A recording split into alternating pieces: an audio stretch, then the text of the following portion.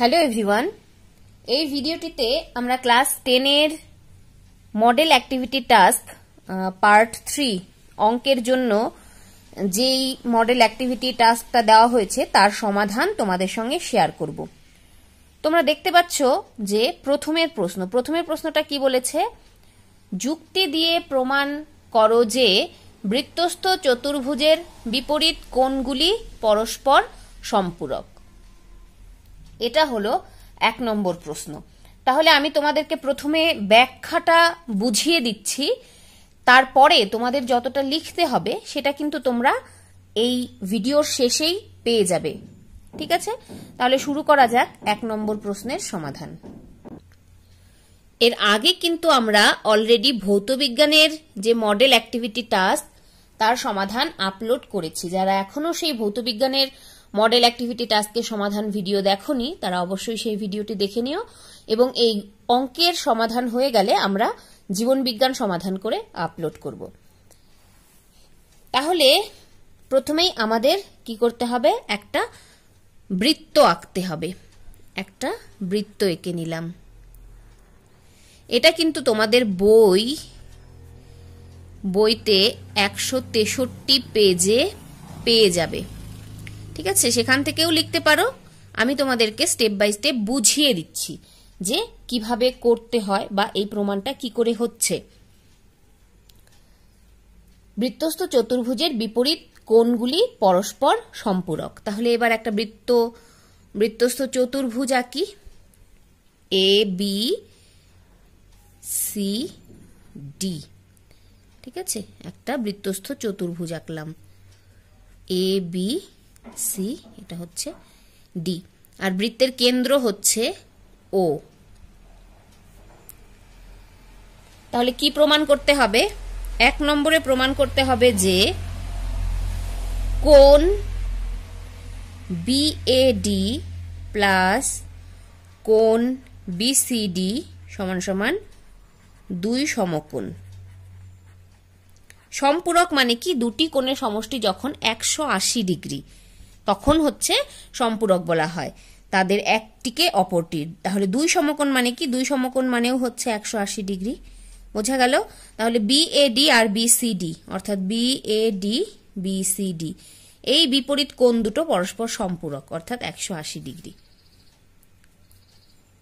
এবং আরো যে দুটো বিপরীত কোণ রয়েছে অর্থাৎ এ বি সি, তাহলে angle A B C plus ADC, angle ADC সমান সমান 2 সমকোণ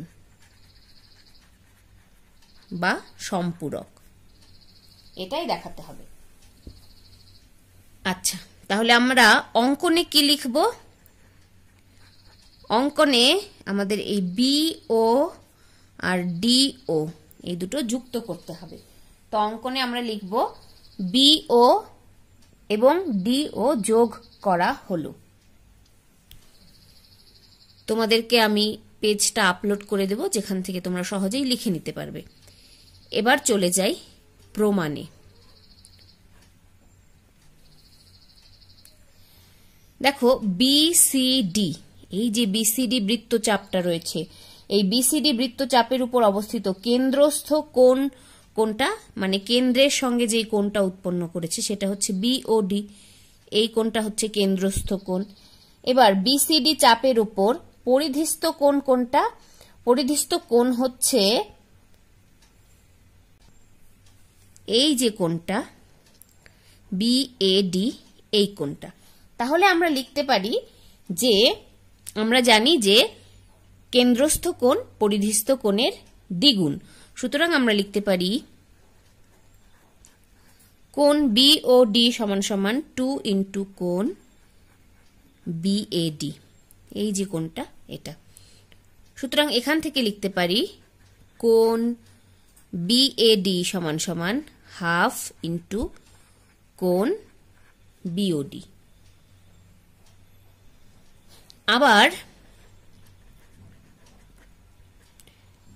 আবার যদি আমরা বিএডি বৃত্তচাপের কথা কল্পনা করি, বিএডি, এই বিএডি বৃত্তচাপের উপর কেন্দ্রস্থ কোণ হচ্ছে বিওডি, আর পরিধিস্থ কোণ কোনটা?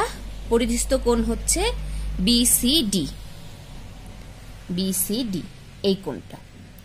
সুতরাং একই রকম ভাবে আমরা লিখতে পারি যে কোণ বিসিডি সমান সমান হাফ অফ কোণ বিওডি, কেননা কেন্দ্রস্থ কোণ পরিধিস্থ কোণের দ্বিগুণ।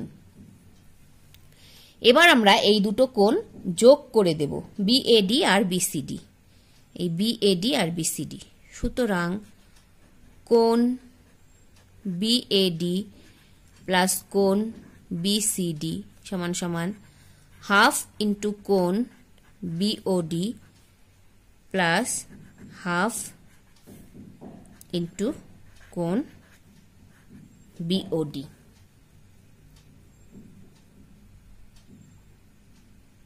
বোঝা গেল?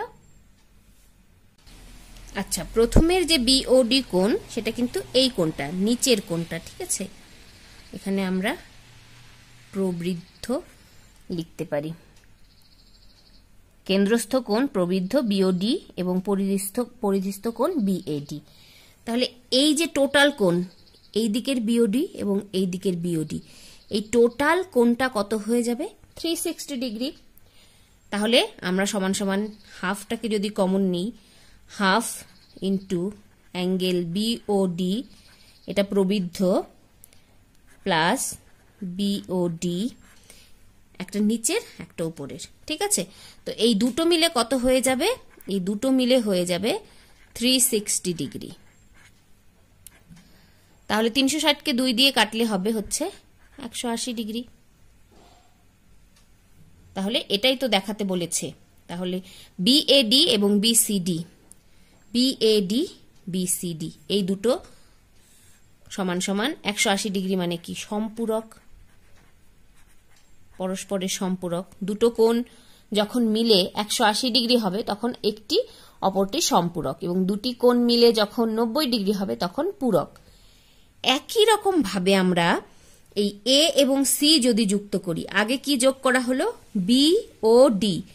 এখন যদি আমরা এ ও সি যুক্ত করি তাহলে আমরা প্রমাণ করতে পারি যে অনুরূপে এ ও এবং ও সি যুক্ত করে প্রমাণ করা যায়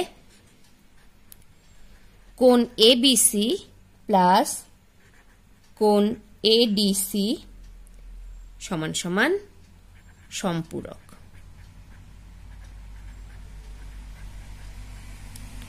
আমরা এখানে ব্র্যাকেটে শেষে লিখে দিতে পারি প্রমাণিত। এবার আমি কি কি লিখতে হবে তোমাদের সেই পেজটা আপলোড করে দিচ্ছি। কতটা লিখবে এখান থেকে, অঙ্কন বা প্রমাণ, কতটা কি কি লিখতে হবে সমস্ত কিছু পেয়ে যাবে তোমরা এই পেজটাতে। আমি এই পেজটা আপলোড করে দিলাম। এবার আমরা দেখে নেব 2 নম্বর অঙ্কের সমাধান। 2 নম্বর অঙ্ক কি বলেছে? দুটি বৃত্ত পরস্পরকে সি ও ডি বিন্দুতে ছেদ করে। ডি ও সি বিন্দুগামী দুটি সরল রেখা একটি বৃত্তকে যথাক্রমে এ ও বি বিন্দুতে ছেদ করে এবং অপর বৃত্তকে ই ও এফ বিন্দুতে ছেদ করে। কোণ ডিএবি সমান সমান 75 ডিগ্রি হলে ডিইএফ এর মান নির্ণয় করো। দেখো ছবি দেওয়া আছে, এই কোণের মান বলে দেওয়া হয়েছে BAD or DAB, এটা বলেছে 75 ডিগ্রি। আমাদের এই DEF এই কোণটার মান নির্ণয় করতে হবে। তো এটা করার জন্য আমরা কি করব?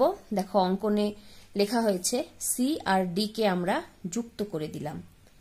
সি আর ডি কে যুক্ত করে দেওয়ার ফলে আমরা দেখো দুটো চতুর্ভুজ পাচ্ছি, ABCD, আরেকটা পাচ্ছি CDEF, দুটো চতুর্ভুজ পাচ্ছি। এরপরে আমরা কিভাবে এগোবো? দেখো কোণ ডিএবি সমান সমান 75 ডিগ্রি।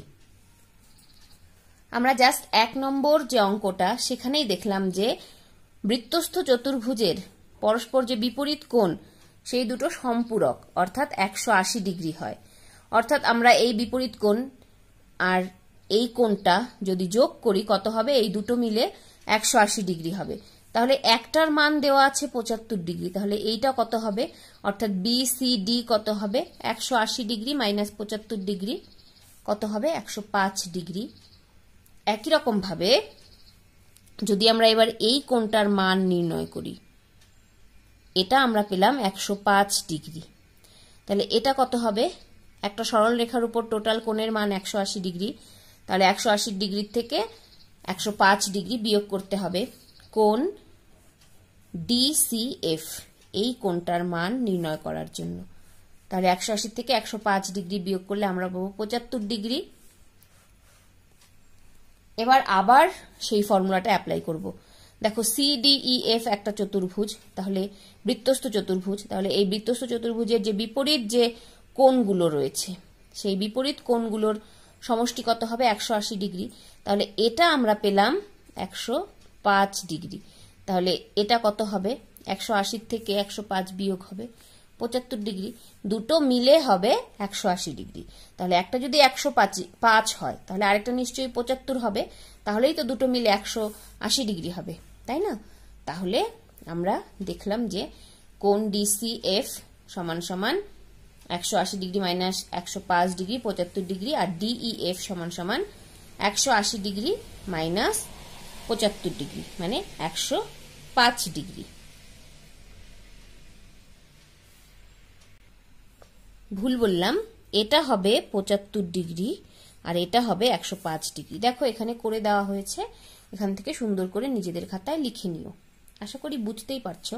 শুধু একটাই অ্যাপ্লিকেশন বা প্রয়োগ এখানে অ্যাপ্লাই করতে হবে। এ আর সি এই দুটো কোণ মিলে 180 হবে। তখন আমরা এই কোণটা বের করতে পারবো, এই কোণটা জানলে 180 থেকে এই কোণটা বিয়োগ করব। আবার যখনই এই কোণটা পেয়ে যাব, তখন এই কোণটা আর এই কোণটা যোগ করলে 180 হবে। তাহলে এই কোণটা পেলে 180 থেকে বিয়োগ করে আমরা এই কোণটা সহজেই পেতে পারি।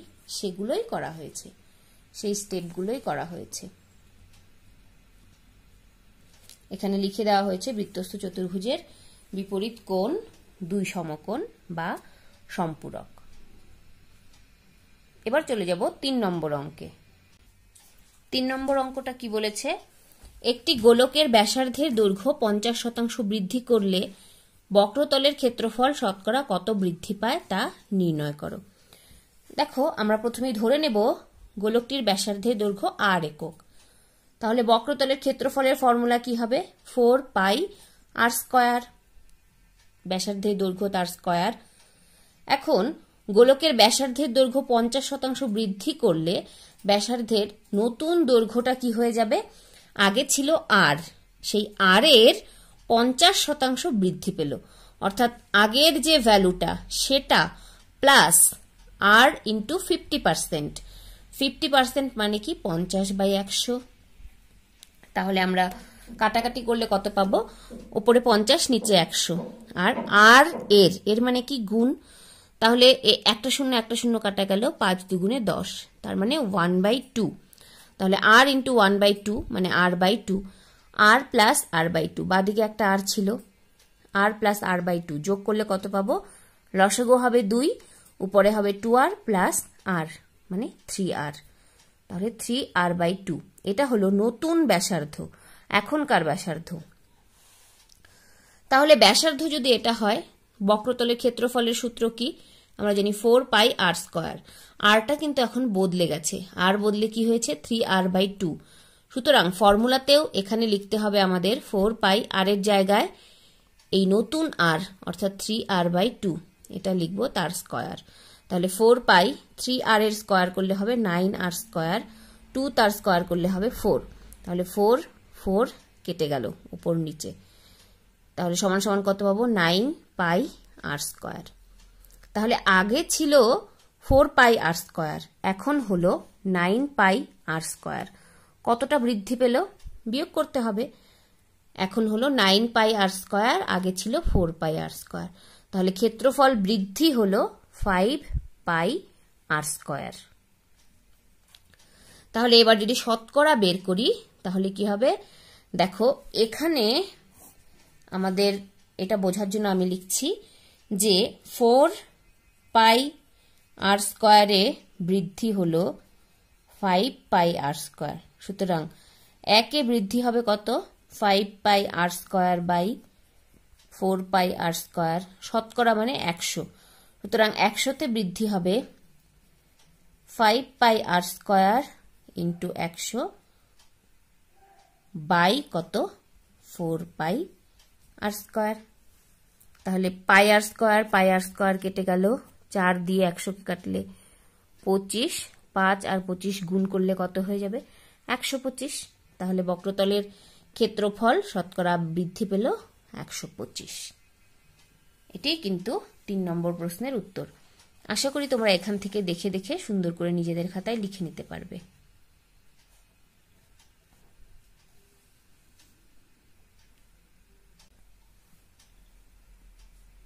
এবার চলে যাব 4 নম্বর অঙ্কে।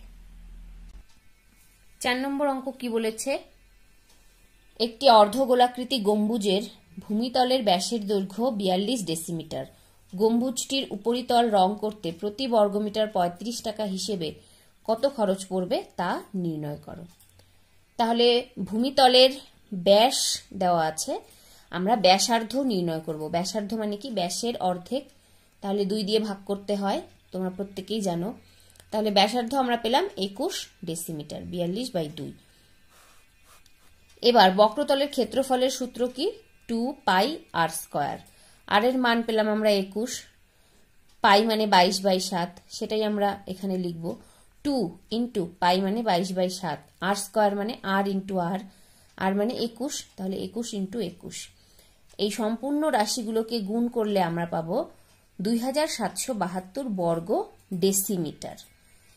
এবার এখানে প্রশ্নটাতে দেখো বলেছে প্রতি বর্গ মিটার 35 টাকা হিসেবে, তাহলে ডেসিমিটারটাকে আমাদের মিটারে কনভার্ট করতে হবে।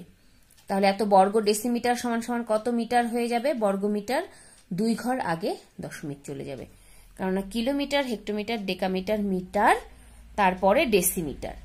ডেসিমিটার থেকে মিটারে যাও, তার মানে ভাগ করতে হবে। এখানে বর্গ আছে তাই 10-এর বদলে 100 দিয়ে ভাগ করতে হবে। 2 বার 10 দিয়ে ভাগ করা মানে 100 দিয়ে ভাগ করা। এবার আমরা পেলাম যে ক্ষেত্রফল 27.72 বর্গমিটার। এবার 1 বর্গমিটারে কত টাকা লাগে, 35 টাকা। তাহলে 27.72 বর্গমিটারে কত টাকা লাগবে, গুণ করতে হবে। 35-এর সঙ্গে 27.72 যদি আমরা গুণ করি কত পাবো, 970 টাকা 20 পয়সা। বোঝা গেল? আশা করি এখান থেকে তোমরা নিজেদের খাতায় সুন্দর করে লিখে নিতে পারবে। এরপরেই আমরা হাজির হব জীবন বিজ্ঞান মডেল অ্যাক্টিভিটি টাস্ক এর সমাধান নিয়ে। যারা এখনো ভৌত বিজ্ঞানের সমাধানগুলো খাতায় লিখে নাওনি, তোমরা অবশ্যই লিখে নিও।